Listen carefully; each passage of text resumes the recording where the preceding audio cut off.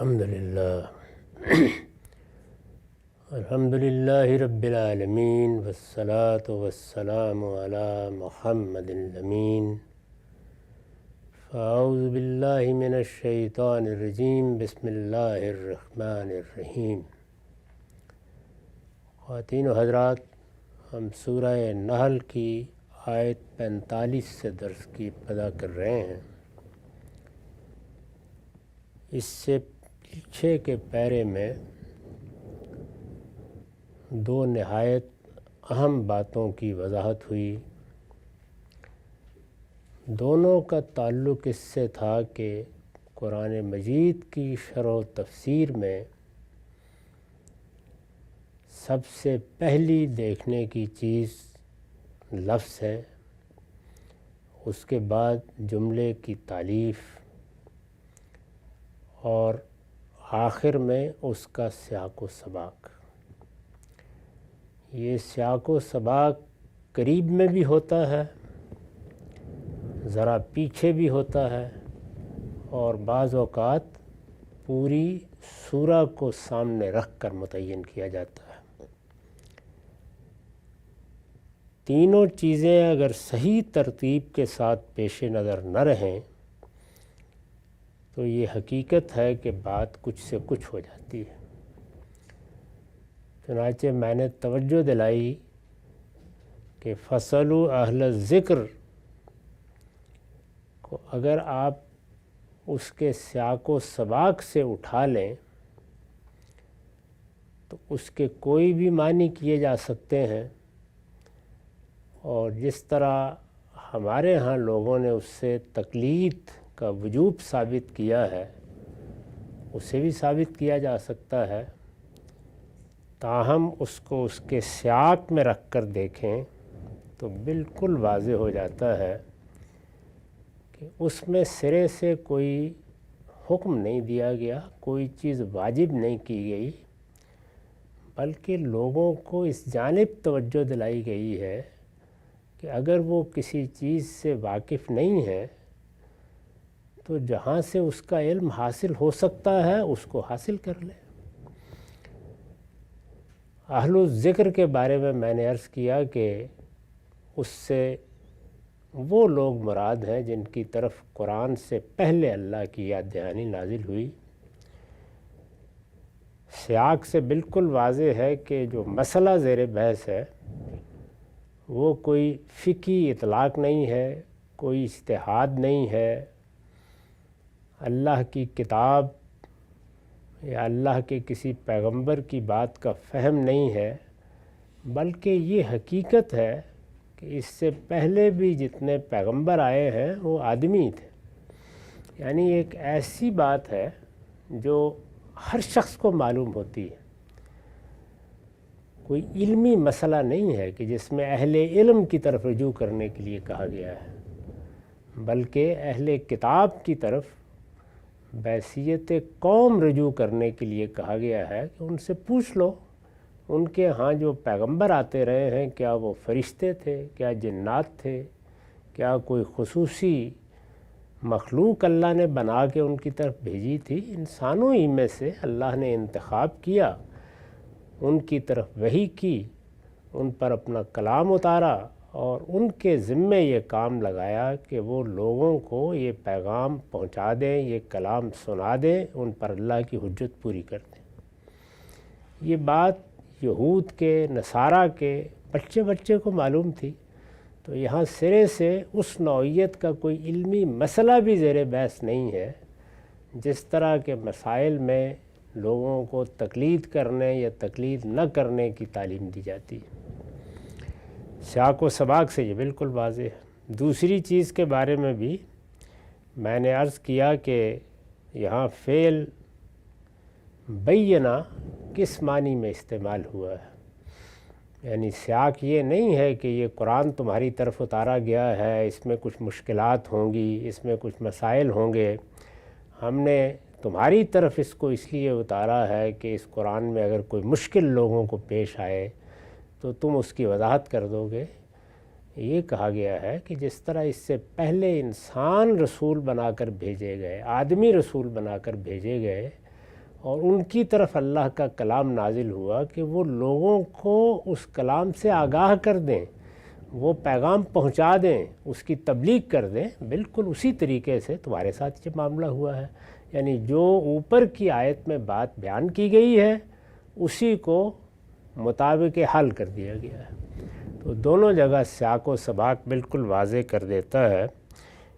کہ ان دونوں آیات کو ان کے محل سے اٹھا کر جو معنی پہنائے گئے ہیں اور جس طرح بنائے استدلال بنایا گیا ہے اور دو اہم ترین مسئلوں میں بنایا گیا ہے،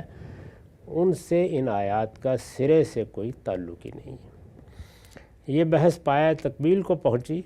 اب اپنے اسلوب کے مطابق جیسے قرآن کا انداز ہے وہ استدلال کرے گا، حقائق کو واضح کرے گا اور ساتھ ساتھ انذار کرتا جائے گا، خبردار کرتا جائے گا۔ تو فرمایا ہے کہ افامن الذین مکروا السیئات ان یخسف اللہ بہم الارض او یاتیہم العذاب من حیث لا یشعرون، پھر کیا یہ لوگ جو بری تدبیریں کر رہے ہیں، مکر کا لفظ استعمال کیا ہے اور یہاں سیاق نے اس نے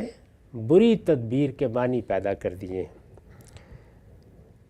جب اللہ کا پیغام آ گیا، اللہ کا پیغمبر آ گیا، حق سامنے آ گیا، حقیقت واضح کر دی گئی، جس کو قرآن نے دوسری جگہ بیان کیا ہے کہ قد تبین الرشد من الغی، اللہ تعالیٰ نے اس قرآن کو نازل کر کے رشد کو یعنی ہدایت کو گمراہی سے بالکل الگ کر دیا ہے۔ اب کسی شخص کے پاس یہ عذر باقی نہیں رہا کہ میں اگر ہدایت کی راہ تلاش کرنا چاہوں تو کہاں جاؤں، ہر چیز واضح ہو گئی ہے۔ اس طرح کی واضح چیز کے سامنے آنے کے بعد اگر مخاطبین سننے، غور کرنے، سمجھنے کے بجائے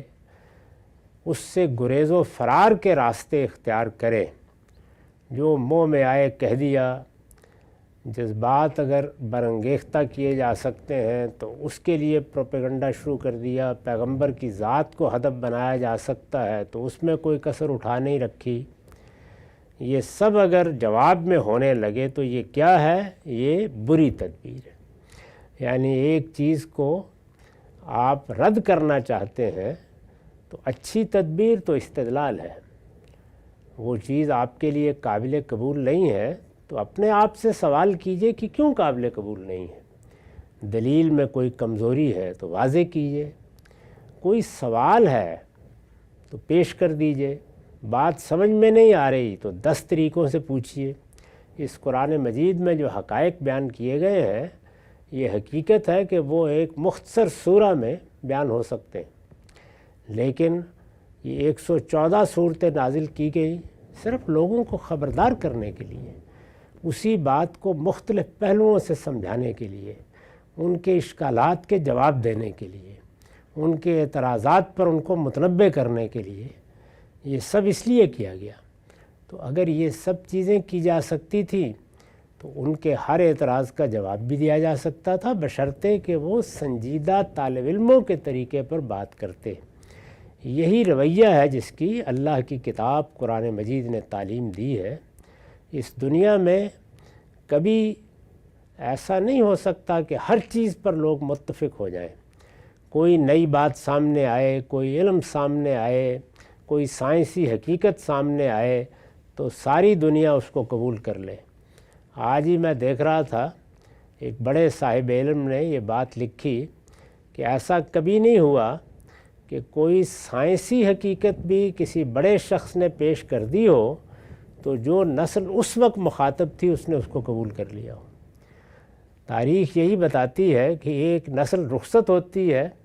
تو آگے آنے والے غور کرنے کے لیے تیار ہوتے ہیں۔ انسان سچا طالب علم بن کے غور کرے، اسی وقت تیار ہو جائے تو کبھی علم کا دروازہ اس پر بند نہیں ہوتا۔ ان لوگوں نے جب بری تدبیریں کیں تو پھر ظاہر ہے کہ بری تدبیر کرنے والوں کو یا گریز و فرار کے راستے اختیار کرنے والوں کو انذار کیا جا سکتا ہے، ترہیب کا اسلوب اختیار کیا جا سکتا ہے، توجہ دلائی جا سکتی ہے۔ ان کے ساتھ اب استدلال کس بات پہ کیا جائے؟ افامن الذین مکروا السیئات، پھر کیا یہ لوگ جو بری تدبیریں کر رہے ہیں اس بات سے بے خوف ہو گئے ہیں ان یخسف اللہ بہم الارض کہ اللہ ان کو زمین میں دھسا دے،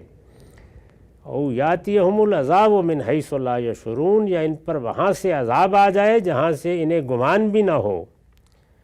او یاخذہم فی تقلبہم فما ہم بمعجزین یا ان کو چلتے پھرتے پکڑ لے، وہ ایسا کرنے پر آ جائے تو یہ اس کو عاجز نہیں کر سکتے، او یاخذہم علی تخوف یا ان کو ایسی حالت میں پکڑ لے کہ یہ خود بھی اس کا اندیشہ محسوس کر رہے ہوں، اس وقت تو وہ پروردگار انہیں مہلت دے رہا ہے، فَإِنَّ رَبَّكُمْ لَرَؤُوفٌ الرَّحِيمٌ اس لیے کہ تمہارا پروردگار بڑا ہی نرم خو ہے، اس کی شفقت ابدی۔ تو یہ توجہ دلائی کہ تم اگر بری تدبیریں کر رہے ہو اور گریز و فرار کے راستے تلاش کر رہے ہو تو کیا اس سے بے خوف ہو گئے ہو کہ تمہاری طرف ایک پیغمبر کی بعثت ہو گئی ہے۔ عام حالات میں اگر کوئی شخص بری تدبیریں کرتا ہے یا گریز و فرار کے راستے تلاش کرتا ہے یا چیز کو نہیں ماننا یہ روش اپنا لیتا ہے، اناد اختیار کر لیتا ہے، ڈٹائی کے ساتھ چیزوں کا انکار کرتا ہے تو معاملہ قیامت پہ مؤخر ہو جائے گا۔ اللہ تعالیٰ نے اس دنیا میں ہر شخص کو مہلت دے رکھی ہے، جیے گا، دن گزارے گا، اپنے پروردگار کے پاس چلا جائے گا، لیکن یہ لوگ ان کے پاس تو اللہ کا پیغمبر آ گیا ہے، اور اللہ کے پیغمبر کے آ جانے کے بعد قرآن نے جگہ جگہ تاریخی استدلال کر کے بتا دیا ہے کہ پھر قوموں کو معاف نہیں کیا جاتا، ان کی عدالت اسی زمین پر لگ جاتی ہے اور اللہ تعالیٰ اپنا فیصلہ سنا دیتے ہیں۔ وہ فیصلہ کن کن صورتوں میں سنایا جاتا ہے ان سب کی ایک تصویر انذار کے پیش نظر سامنے رکھ دی ہے۔ اللہ ان کو زمین میں دھسا دے، جس طرح کہ اس سے پیچھے بھی بعض قوموں کے بارے میں بیان ہوا ہے کہ ان کو اللہ نے یہی سزا دی، وہ زمین جس پر چلتے پھرتے تھے، جو ان کے لیے مامن تھی، جس کو اللہ نے ان کے لیے بچھونے کی طرح بچھا دیا ہے، وہی ان کی قبر بن گئی۔ تو اللہ تعالیٰ اگر یہ فیصلہ کر دے تو پھر کیا اس کے مقابلے میں بھی بری تدبیریں کرو گے؟ دوسری بات فرمائی یا ان پر وہاں سے عذاب آ جائے جہاں سے انہیں گمان بھی نہ ہو، یعنی اپنے راستوں پر چل رہے ہیں، اپنے کام کر رہے ہیں، زندگی اپنی ہمہ ہمی کے ساتھ جاری ہے اور کچھ معلوم نہیں کہ زلزلہ آ گیا، طوفان آ گیا، کون سی آفت ٹوٹ پڑی۔ یہ خیال بھی نہیں تھا کہ اس وقت تو آسمان صاف ہے، کوئی بارش کا موسم بھی نہیں ہے، لیکن کیا بعید ہے کہ وہ صاف و حاسب کا طوفان اٹھا کے لائے اور انہی کنکروں پتھروں کے نیچے جو تمہاری زمینوں میں بکھرے ہوئے ہیں تمہاری قبر بنا دے۔ یہ اس کے لیے کیا مشکل ہے؟ یا ان کو چلتے پھرتے پکڑ لے۔ فرمایا کہ وہ ایسا کرنے پر آ جائے تو یہ اس کو عاجز نہیں کر سکتے، فما ہم بمعجزین۔ اور یہ جو کہا کہ یاخذہم فی تقلبہم، تو اس میں ظاہر ہے کہ ان کی وہ سرگرمیاں مراد ہیں جن میں لوگ نچنت ہوتے ہیں، بے خوف ہوتے ہیں، کاروبار چل رہے ہیں، سودے ہو رہے ہیں، بازار آباد ہے، گھروں میں لوگ عیش و عشرت کر رہے ہیں، کھانے کھا رہے ہیں، دوستوں سے مل رہے ہیں، تو بظاہر تو یہی خیال ہوتا ہے کہ یہ دنیا ہمیشہ سے ایسے ہی چلتی رہے گی۔ تو یہ فرمایا کہ اس تقلب کے عالم ہی میں، یعنی تم ان سرگرمیوں میں مصروف ہو، زندگی رواں دواں ہو اور وہ تم کو پکڑ لے، یا ان کو ایسی حالت میں پکڑ لے کہ یہ خود بھی اس کا اندیشہ محسوس کر رہے ہوں۔ یہ بھی صورت ہو سکتی ہے کہ عذاب بالکل سر پر منڈلا رہا ہے، جیسے کہ بعض پیغمبروں کے معاملے میں 1 دن 2 دن کی مہلت دے دی گئی، یا سیدنا نوح کے معاملے میں سامنے کشتی بن رہی ہے، اور خیال تو آتا ہوگا کہ یہ آدمی سچا ہی نہ ہو جائے کہیں، ہمیں جس چیز کی وعید سنائی جا رہی ہے یہ تو اب اس کی تیاریاں بھی شروع ہو گئی، یا جس طرح کہ حضرت صالح کی اونٹنی نامزد کر دی گئی، تو اس میں فرمایا کہ ایسی حالت میں پکڑ لے کہ یہ خود بھی محسوس کر رہے ہوں کہ پکڑا تو جا سکتا ہے اور پھر بچنے کے راستے تلاش کر رہے ہوں۔ اس کے بعد جملے کا ایک حصہ عربیت کے قاعدے کے مطابق حذف ہو گیا ہے، آگے فَإِنَّ کی تعلیل اسی پر ہے، تو فرمایا کہ وہ انہیں مہلت دے رہا ہے۔ یعنی اس وقت اگر یہ مکر کر رہے ہیں، تدبیریں کر رہے ہیں، برے برے راستے تلاش کر رہے ہیں، تو اس کی وجہ اس کے سوا کچھ نہیں ہے کہ وہ انہیں مہلت دے رہا ہے، اس لیے کہ تمہارا پروردگار بڑا ہی نرم خو ہے۔ فَإِنَّ رَبَّكُمْ لَرَؤُوفٌ، اور پھر لَرَؤُوفٌ الرَّحِيمٌ، اس کی شفقت ابدی ہے۔ اگر وہ ایسا نرم خو نہ ہوتا، ایسا مہربان نہ ہوتا، تو اس کی زمین پر اس کے پیغمبر کے ہوتے ہوئے تم یہ رویہ اختیار کرتے تو ایک ایک کی گردن پہلی مرتبہ ہی غلط روی اختیار کرنے پر ناپ لی جاتی۔ وہ مہلت دیتا ہے، بار بار تنبیہ کرتا ہے، تمہارے لیے مواقع پیدا کرتا ہے، اس لیے کہ وہ بڑا نرم خو ہے، اس کی شفقت ابدی ہے۔ دوسری جگہ اسی بات کو اس طرح بیان کیا ہے کہ اللہ تعالیٰ عذاب کا فیصلہ کرنے میں، سزا دینے میں عجلت نہیں کرتے، ان کے پیش نظر یہی ہوتا ہے کہ اور مہلت دی جائے، اور مہلت دی جائے، اور تنبیہ کے مواقع پیدا کیے جائیں، لوگوں کو اور توجہ دلائی جائے۔ ان کو ہو سکتا ہے کہ محض یہ مہلت ہی متوجہ کرنے کا باعث بن جائے۔ یہ اللہ تعالیٰ کی نرم خوئی ہے، یہ ان کی رحمت ہے، یہ ان کی شفقت ہے، یہ اللہ تعالیٰ کے ہاں بندوں پر جو ایک خاص شفقت کا طریقہ اختیار کر رکھا ہے اس پروردگار نے، اس کا ظہور ہے۔ تو تم اس چیز کو سمجھو۔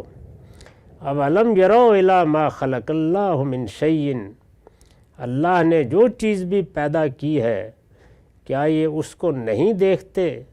یتفیع ظلالہ عن الیمین والشمائل سجدا للہ وہم داخرون، کہ اس کے سائے اللہ کو سجدہ کرتے ہوئے دائیں اور بائیں سے پلٹتے ہیں۔ انسان جب زمین پر چلتا ہے تو وہ سر اٹھا کے چل رہا ہوتا ہے، اس کے رویے متکبرانہ بھی ہو سکتے ہیں، وہ اللہ سے گریز اور فرار بھی اختیار کر سکتا ہے، وہ اپنے سامنے پیغمبر کو دیکھ کر بھی اس کی بات کے مقابل میں سر جھٹک کے آگے بڑھ سکتا ہے، لیکن اس کا سایہ زمین پر بچھا ہی رہتا ہے۔ یہ ایک نوعیت کی تاثراتی دلیل ہے، یعنی انسان کو اس کی نفسیات کے حوالے سے متوجہ کیا ہے کہ تم اکڑ سکتے ہو، تم اللہ کے مقابلے میں سرکشی کر سکتے ہو، تم جو بھی کرنا چاہے کرو، لیکن ایک بات یاد رکھو، اپنے باطن کے لحاظ سے، اپنی حقیقت کے لحاظ سے تم بھی جھکے ہوئے ہو اور تمہارا سایہ بھی جھکا ہوا ہے۔ تم بھی جھکے ہوئے ہو اس لیے کہ اس کے قانون کے سامنے طعن و کرہن تمہیں بھی سرفگندہ ہونا ہے۔ نہ موت سے رستگاری پا سکتے ہو، نہ بیماری اور تکلیف سے پا سکتے ہو، نہ مکافات عمل سے پا سکتے ہو، نہ جو کچھ اللہ تعالیٰ آگے تمہارے لیے مقسوم کرے گا اس کو ہٹا سکتے ہو۔ تمہارا معاملہ بھی یہی ہے، اکڑ دکھا سکتے ہو، سرتابی کا اظہار کر سکتے ہو اس لیے کہ تمہیں ارادہ و اختیار دیا گیا ہے، لیکن خود تمہارا وجود، تمہارا جسم، تمہارے احوال، تمہارے معاملات، تمہیں جو کچھ پیش آ رہا ہے اس سب میں طعن و کرہن اللہ ہی کے قانون اور اللہ ہی کے حکم کی پیروی کر رہے ہو۔ اس کی تصویر کھینچی ہے دوسری جگہ کہ تم تو اللہ سے فرار کے راستے تلاش کر رہے ہو، لیکن حقیقت کیا ہے؟ کشاں کشاں اللہ ہی کی طرف بڑھے جا رہے ہو، ہر آنے والا دن اسی کے قریب کر رہا ہے۔ تو دونوں چیزوں کو یہاں جمع کیا ہے تاکہ انسان جو بظاہر سرکشی دکھاتا ہے اسے متوجہ کیا جائے کہ نہ وہ اپنے وجود میں خدا کے سامنے سر اٹھانے کی ہمت رکھتا ہے، نہ اس کا سایہ، اپنے سائے پر نگاہ ڈال لے۔ اللہ نے جو چیز بھی پیدا کیا ہے کیا یہ اس کو نہیں دیکھتے کہ اس کے سائے اللہ کو سجدہ کرتے ہوئے دائیں اور بائیں سے پلٹتے ہیں؟ یعنی سورج جیسے جیسے گردش کرتا ہے کبھی دائیں سے کبھی بائیں سے پلٹتے ہیں، لیکن بچھے ہی رہتے ہیں، کبھی سر اٹھانے کی جسارت نہیں کرتے۔ اور جن کے یہ سائے ہیں، ظاہر ہے کہ مخلوقات مراد ہے، ان پر فروتنی طاری ہوتی ہے، یعنی وہ بھی سراسر عاجز اور درماندہ اللہ کے سامنے کسی میں سر اٹھانے کی حقیقت میں ہمت نہیں ہے۔ یہ سب تو جو مہلت دی گئی ہے اس کے نتیجے میں ارادہ و اختیار کا غلط استعمال ہے۔ یہ اس کا سوء استعمال تمہارے لیے فتنہ بن گیا ہے، ورنہ نہ تمہارا وجود اللہ سے سرتابی کر سکتا ہے اور نہ تمہارے سائے۔ میں نے اس پر لکھا ہے ہر چیز کا سایہ زمین پر بچھا رہتا ہے، اس کو یہاں سجدے سے تعبیر کیا ہے، یعنی ہمارے سائے جو زمین پر ہم چلتے ہیں تو وہ بچھتے چلے جاتے ہیں آگے، اس سے جو ایک تصویر انسان کے ذہن پر بنتی ہے اس کو سامنے لا کر انسان کو اس کی بے بسی اور درماندگی کی طرف توجہ دلائی ہے۔ ہر چیز کا سایہ زمین پر بچھا رہتا ہے، اسی کو یہاں سجدے سے تعبیر فرمایا ہے۔ یہ اس بات کا علامتی اظہار ہے کہ ہر چیز طون و کرہن خدا ہی کے سامنے سجدہ ریز ہے، یعنی میرا وجود جس قانون کا پابند ہے، میرا خون جس قانون کے مطابق گردش کرتا ہے، میری نشو و نما جس ضابطے کے مطابق ہوتی ہے، میرے عضو میں بلکہ ایک ایک خلیے میں جو تبدیلیاں ہوتی ہیں، میرے ساتھ جو معاملات دنیا میں پیش آتے ہیں، وہ سب گویا خدا کی باندھی ہوئی تقدیر ہے، اور اس کے سامنے کسی کو سر اٹھانے کی جرت نہیں ہے۔ ہر چیز طون و کرہن خدائی کے سامنے سجدہ ریز ہے۔ آگے اسی کی وضاحت ہے، استاذ امام لکھتے ہیں یہ امر بھی قابل توجہ ہے کہ سائے کا یہ سجدہ سورج کی بالکل مخالف سمت پہ ہوتا ہے، یعنی پھر ایک اور پہلو ہے جس کو ملحوظ رکھنا چاہیے۔ سورج کو دیوتا بنا کر پوجا گیا ہے، لیکن انسان کا سایہ سورج کے ہمیشہ مخالف سمت میں بچھتا چلا جاتا ہے۔ یہ امر بھی قابل توجہ ہے کہ سائے کا یہ سجدہ سورج کی بالکل مخالف سمت میں ہوتا ہے۔ سورج اگر پورب کی طرف ہے تو سایہ پچھم کی طرف پھیلے گا، یعنی وہ مشرق میں ہے تو یہ مغرب، اور اگر سورج پچھم کی طرف ہے تو سائے کا پھیلاؤ پورب کی طرف ہوگا۔ یہ ایک لطیف اشارہ ہے اس حقیقت کی طرف کہ سائے کی فطرت ابراہیمی ہے، آفتاب پرستی سے اس کو آر ہے، یعنی وہ بھی گویا اپنے وجود سے اس بات کی شہادت دیتا ہے کہ اگر آفتاب کو تم اپنا مسجود بناتے ہو تو جس وقت تم آفتاب کو اپنا مسجود بنا رہے ہوتے ہو اس وقت بھی تمہارا سایہ اس کے مخالف سمت میں خدا کے سامنے جھک رہا ہوتا ہے۔ یہ وہ دلائل ہیں جن کا تعلق منطق سے نہیں ہے، انسانی نفسیات کو متوجہ کرنے کے لیے فرمایا ہے کہ یہ سارا نظم تمہارے بس میں نہیں ہے۔ اگر تمہارے بس میں ہے تو اتنا ہی کر لو کہ جس آفتاب کے سامنے خود سر جھکا رہے ہو اپنے سائے سے کہو وہ بھی تمہارے ساتھ اس کے سامنے جھک جائے، وہ انکار کر دے گا۔ تو اللہ کا وہ قانون جس کی گرفت میں ایک ایک چیز ہے اور وہ ایک ایک چیز اپنے وجود سے اس کی شہادت دیتی ہے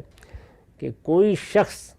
اللہ کے دیے ہوئے ارادہ و اختیار کی بنیاد پر سرتابی کا اظہار کر سکتا ہے، حقیقت پہ سرتابی نہیں کر سکتا، یہ اس کے بسی میں نہیں ہے۔ تو اس کو دونوں پہلوؤں سے بیان کیا ہے اس آیت میں کہ اللہ نے جو چیز بھی پیدا کیا ہے کیا یہ اس کو نہیں دیکھتے کہ اس کے سائے اللہ کو سجدہ کرتے ہوئے دائیں اور بائیں سے پلٹتے ہیں، اور جن کے یہ سائے ہیں ان پر فروتنی طاری ہوتی ہے، یعنی وہ بھی اس وقت عاجز اور درماندہ ہوتے ہیں، اپنے سائے کا بھی ہاتھ پکڑ کر اس کو اپنی مرضی کے مطابق جھکنے پہ مجبور نہیں کر سکتے۔ اس طرح بے بسی سے خدا کے قانون کی پیروی کرتے ہیں۔ اس پر بھی میں نے حاشیہ لکھا ہے، یعنی عاجز و درماندہ، فروتنی طاری ہوتی ہے، عاجز و درماندہ ہوتے ہیں، یہاں تک کہ ان میں سے کوئی اگر خدا سے اکڑتا بھی ہے تو جس وقت اکڑتا ہے حقیقت کی نگاہ سے دیکھیے تو عین اسی وقت اپنے پورے وجود سے خدا کے سامنے جھکا ہوا ہوتا ہے، اس لیے کہ جس دائرے میں اسے اختیار نہیں دیا گیا اس میں وہ ادنا درجے میں بھی خدا کے کسی قانون کی خلاف ورزی نہیں کر سکتا۔ یعنی انسان جس طریقے سے خدا کی تقدیر میں بندھا ہوا ہے، کسی چیز کو جو اس کے لیے مقدر کر دی گئی ہے وہ تبدیل نہیں کر سکتا، اس نے کہاں پیدا ہونا تھا، اس کے والدین کون ہونا تھے، اس کو کہاں جنم لے کے کہاں آ کے مرنا تھا،